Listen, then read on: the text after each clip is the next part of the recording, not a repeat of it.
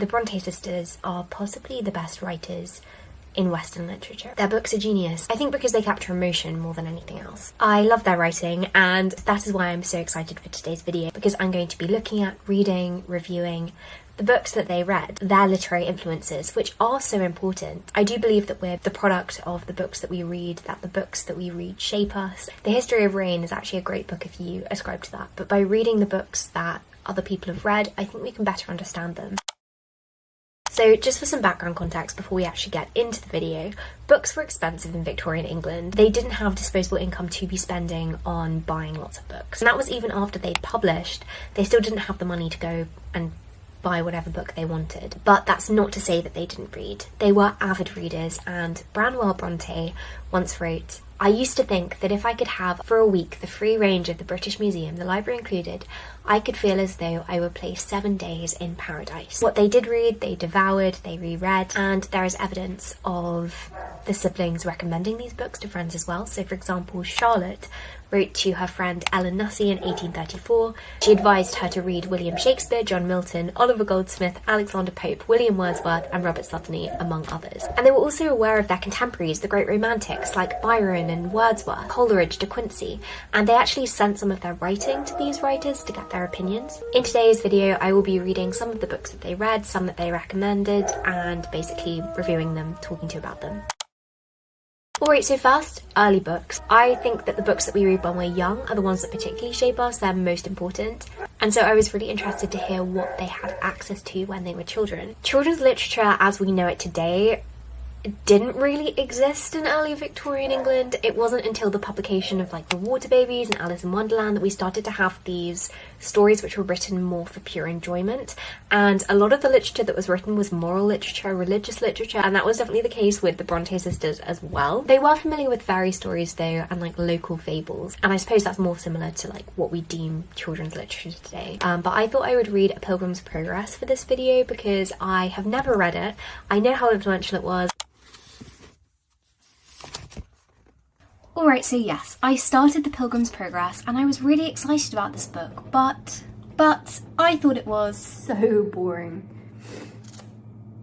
Before children's literature was really a thing, they were moral tales that were told to kids. They were ethical tales. It was about religion, Christianity. They were written with this purpose as opposed to just being enjoyable literature, and it definitely shows. It's just not an enjoyable thing to read. And I can't believe that this is one of the main books that children had to read. Right, so I just finished this. This was the most popular children's book. And I can't believe that it was.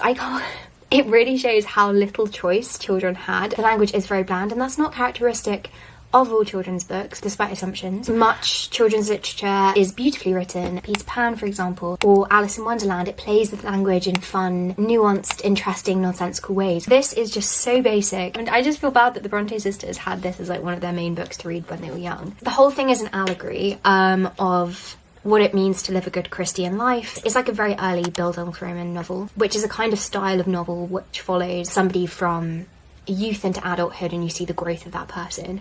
So David Copperfield, for example, starts with him being born and ends with him as an accomplished writer. There's a clear trajectory of like development of self, I suppose, and that's exactly what you get with the main character Christian in this book. He starts off in the City of Destruction, kind of the fallen human world, and he's on a journey to reach the celestial city, which is heaven. You see him coming across all of these trials as he hikes up this mountain. He comes across ignorance, for example. The interaction with ignorance was maybe my favourite part of the book, but in a very love to hate it kind of way. And the whole thing is kind of set out like morality plays. If you're not familiar with morality plays, it's a very early form of theatre and the main form of early theatre in England. You'd have these travelling companies put on morality plays which had stock characters which would act out a moral lesson. So you'd have characters like Time, like Everyman, Death. They wouldn't have much depth to them as characters as a result, and that's definitely what you get in Pilgrim's Progress. You've got Christian, you've got Ignorance, you've got Hopeful. My main issue with this is I was really looking forward to reading this because I was familiar with the allegory already and I like it. I think it's interesting, so I was excited to read this, but I just really did not like the writing of it. 1 star, sorry. Thankfully though, there is a much better other children's book which they also read. Gulliver's Travels, which is one that we know that they read, not least because it actually appears in Jane Eyre. If you've read Jane Eyre, you probably remember Jane at the beginning, it's either chapter 1 or chapter 2, going into the library, hiding away, absorbing herself in Gulliver's Travels by Jonathan Swift, which was published in the 17th century, and I genuinely can't believe that it was written that early. And Jane Eyre says, I'm going to read this to you, "This book I had again and again perused with delight. I considered it a narrative of facts and discovered in it a vein of interest deeper than what I found in fairy tales. As Lilliput and Brobdingnag, being in my creed solid parts of the earth's surface, I doubted not that I might one day, by taking a long voyage, see with my own eyes the little fields, houses and trees." If you haven't read Gulliver's Travels, it's about a man who works on a ship, Gulliver, and things just keep on going wrong on this voyage. It feels like nothing can go right. He just keeps on being washed up onto the shores of these very strange, unusual, different places where society operates in just a completely different way than it does in England. So it works as a kind of satire for criticising elements of British society, but in a really under-the-table way. It was written for adults, but it's a book that children historically have gravitated towards. So there's a world where everyone's really tiny, the Lilliputs, a land which is run by horses, and it reads a little bit like nonsense literature, Edward Lear's Leighton nonsense poetry, where just the world is turned on its head. Definitely a book you should read, and Brontë sisters have good taste for enjoying it. But now we're going on to something even more exciting. I woke up on this beautiful wintry day and decided I would read Brontë books all day. I did cheat this morning, however, because I was reading The Queen's Gambit. I got this out of the library and it's amazing so far. But I took out my copy of King Lear to go on a walk.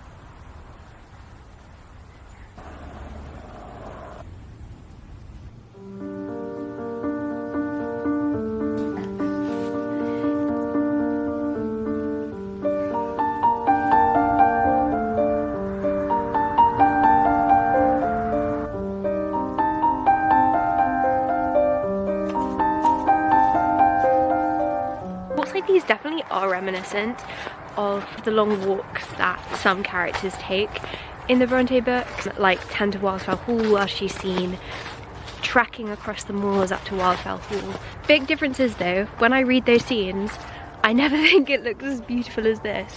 Definitely much bleaker, usually at dusk. While I'm walking, I am just going to read some sections of King Lear.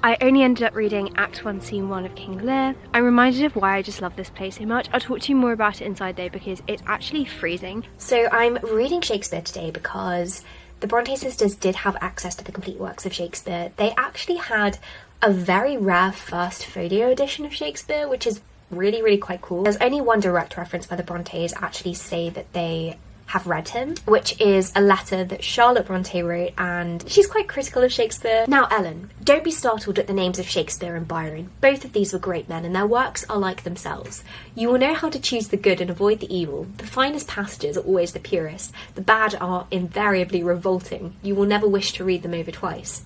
Omit the comedies of Shakespeare. She's quite tentative in recommending Shakespeare to Ellen, but she does recognise that there are fine passages, and I can imagine them really loving the strong female protagonists of The Winter's Tale, King Lear, Taming of the Shrew, and they kind of do parallel those independent women that we see in the Brontë novel. I decided to read King Lear by Shakespeare because I recently read Wuthering Heights, and King Lear is the only book to be specifically mentioned by Emily Brontë, and it says, I ordered the miscreants to let me out, on their peril to keep me 1 minute longer, with several incoherent threats of retaliation in their indefinite depth of virulency, smacked of King Lear. And this quote from Wuthering Heights is definitely reminiscent of when Kent gets so angry. He's just so angry. So he's talking to Oswald. The front page of this keeps on falling out. Oswald says, what dost thou know me for? And he goes, a knave, a rascal, an eater of broken meats, a base, proud, shallow, beggarly, three-suited, 100-pound, filthy, worsted, stocking knave. Literally for the whole of this, and then kind of into this. He's just listing all of these terrible things about Oswald, and then he goes ahead and he attacks Oswald. I don't know what specifically, which section specifically Kathy is getting us to think about, because obviously that passes with like the revenge of Lear and his vengefulness and his inability to admit defeat, but when I read that, it made me think of that passage specifically. So I'll let you know what I think of King Lear as a whole at the end. When I read it a couple years back, I did really enjoy it. I have adamantly said since that King Lear is one of my favourite Shakespeare plays. I'm enjoying it more than I did the first time I read it. I've got some work I need to get done, but I'm going to come back and read this in the afternoon, and I can't wait to get back into it.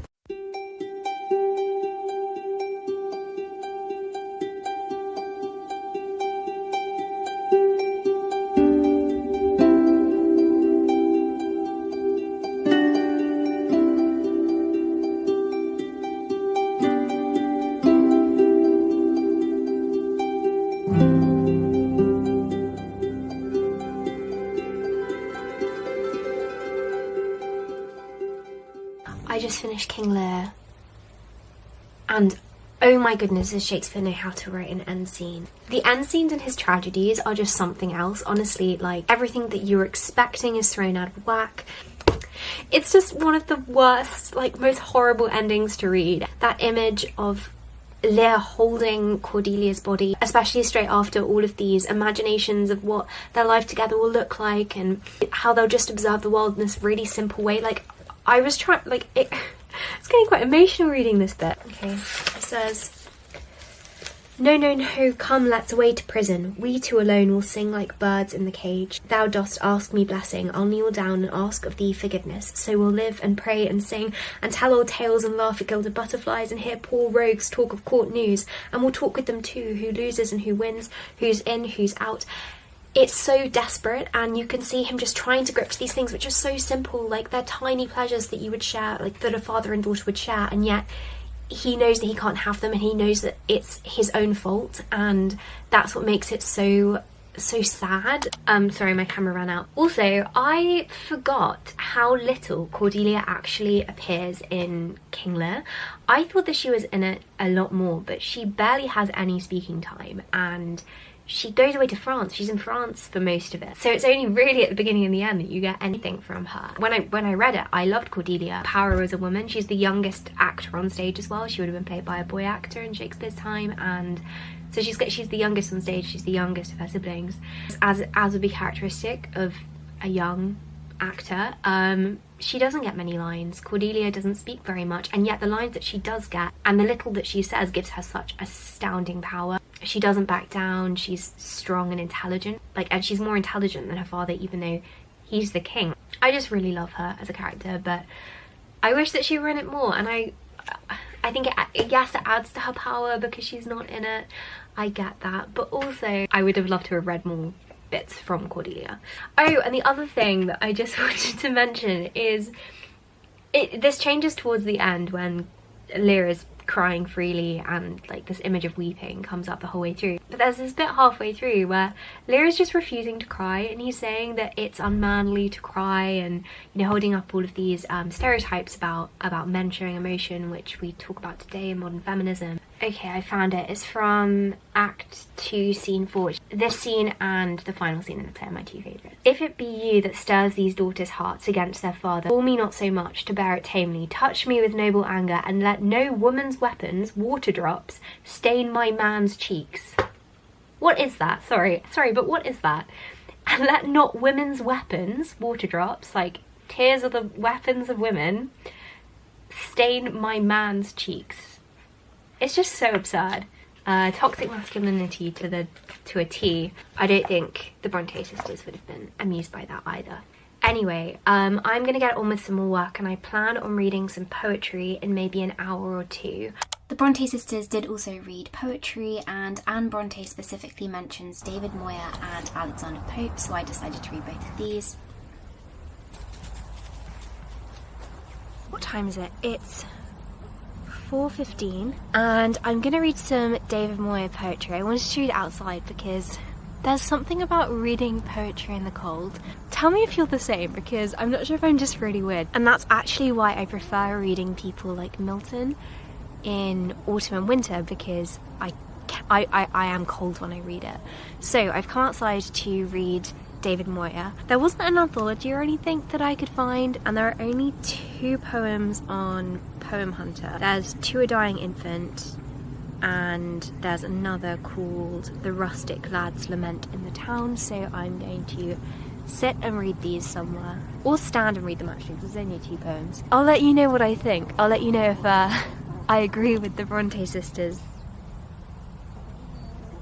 Yes, with the quiet dead, maybe thy rest shall be. So beautiful as now, maybe thou seest. Thine upturned eyes glazed over like harebells wet with dew. The little arms that clasped me, the innocent lips that pressed, would they have been as pure, till now, as when of yore I lulled thee on my breast?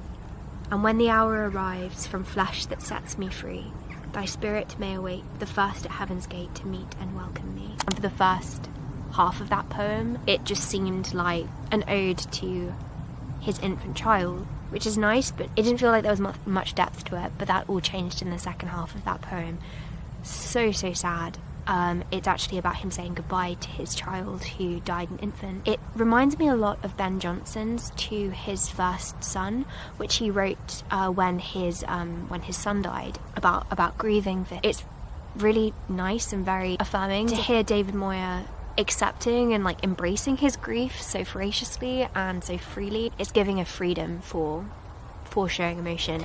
I'm going to read the second one, but I'll read this and then we'll head inside. Alright, the title again does not do that poem justice. I really like David Moyer. I'm going to see if I can find some more of his poetry. It's a man who now lives in the city reflecting on his childhood spent in the countryside, how, you know, it all seems like a dream now when he looks at it, but he's looking back at it with rose-tinted glasses. Captured very well, reminds me of Thomas Hardy's poem. I like how with both of them it starts off fairly bland and it doesn't feel like there's much depth to it, and then all of that shifts. I actually love winter so much. Look at Lola.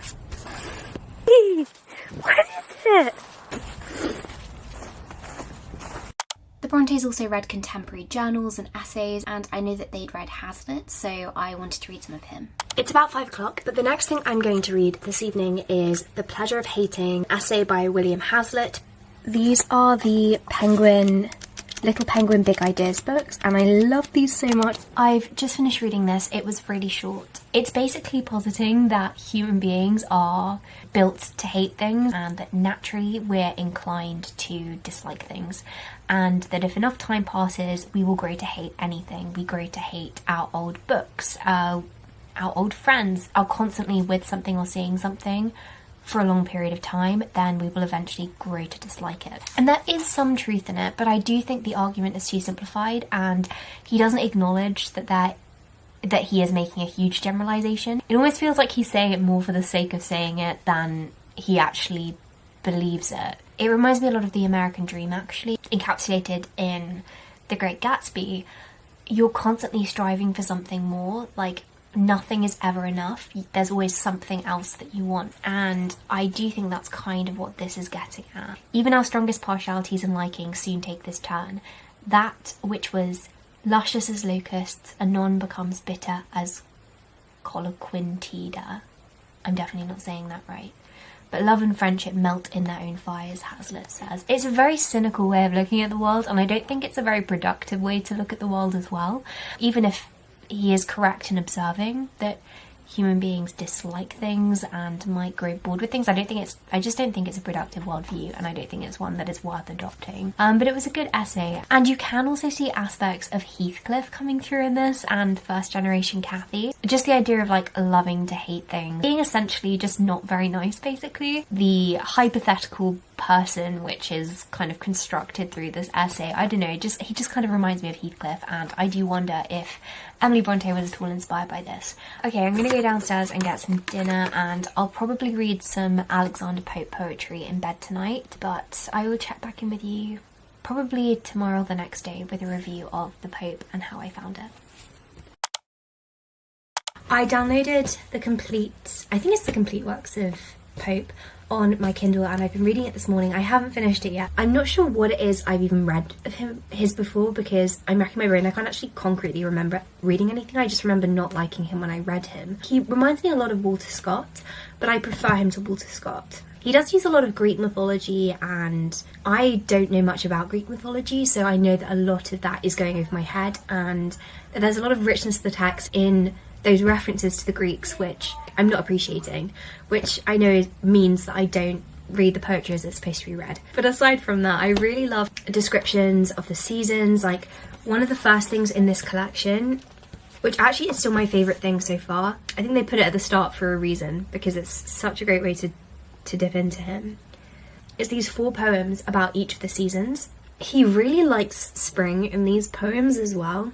Spring is his favourite season. He compares autumn to spring as opposed to appreciating autumn in its own right. Oh, I love this. Fresh rising blushes paint the watery glass. So I've now read the selected works of Alexander Pope. I really love his nature poetry and extracts from his letters. Let me just find the exact details, but he wrote this letter to somebody about garden. He's just writing about his own garden, a visitor who came to see it. There is certainly something in the amiable simplicity of unadorned nature that spreads over the mind a more noble sort of tranquility, and a loftier sensation of pleasure than can be raised from the nicer scenes of art. Basically arguing that art which resembles nature will always be superior. The overall theme that I've noticed in Pope is he's extremely nostalgic, which is characteristic of the Romantics, but specifically for ancient Greece, talks about gardens which were mentioned by Virgil and Homer, and then he actually gives a translation of this garden described by Homer, because he says that there isn't a good translation available, and his translation is impeccable. Again, one of my favourite things in this. The reddening apple ripens here to gold.